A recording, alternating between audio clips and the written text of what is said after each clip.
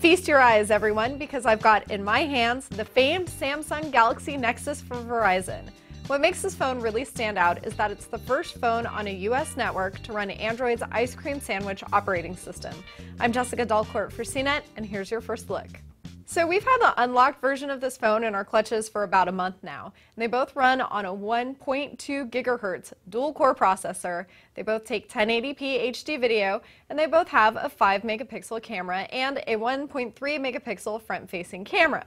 There are a few things that make it different on Verizon, though. First, it runs on Verizon's 4G LTE network, and before we used a T-Mobile SIM card on the unlocked phone.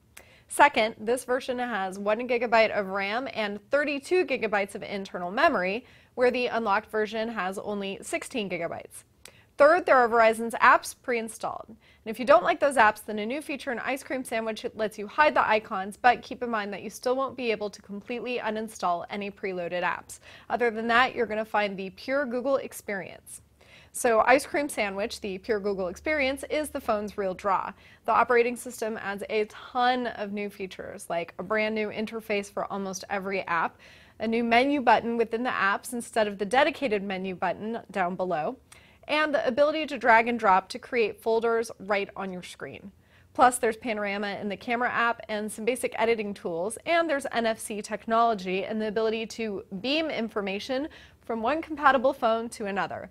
For more on the new operating system and Android Beam, and believe me, there's a lot more, check out my other videos on cnettv.com. Now on to the phone's actual design.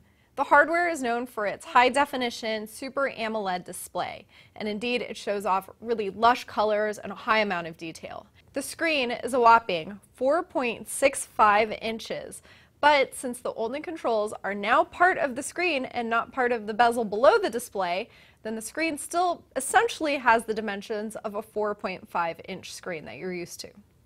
Do you see the slight curve in the screen? That's another detail that the Galaxy Nexus has, just like the Nexus S before it.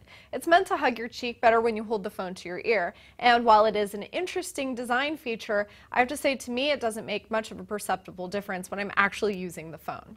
There's a sort of a rubberized material on the back cover that Samsung calls Hyperskin, and it feels pretty good. The device is also very thin and very light. In fact, it's so light that it is a little bit on the breakable feeling side if you're not careful. I accidentally dropped the unlocked version, and the back cover has really never been the same since.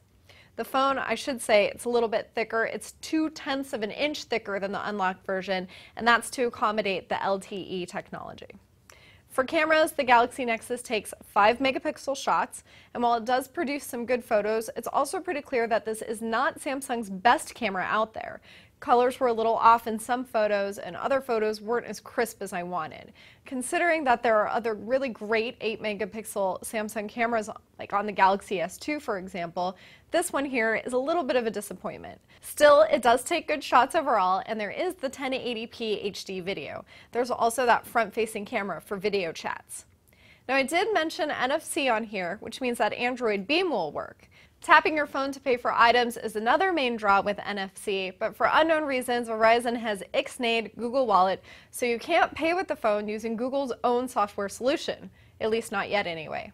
The Galaxy Nexus costs $299.99 on Verizon, which is the same price as other premium phones like the HTC Resound and the Motorola Droid Razr. It's a great phone with a great screen, really fast speeds, and the latest and greatest Android OS. Still, the camera doesn't blow away the competition, and even though there is a ton of internal storage, a microSD card slot would let you expand it to 64 gigabytes. I'm Jessica Dalcourt for CNET. You can read my full review of Verizon's Samsung Galaxy Nexus on cnet.com.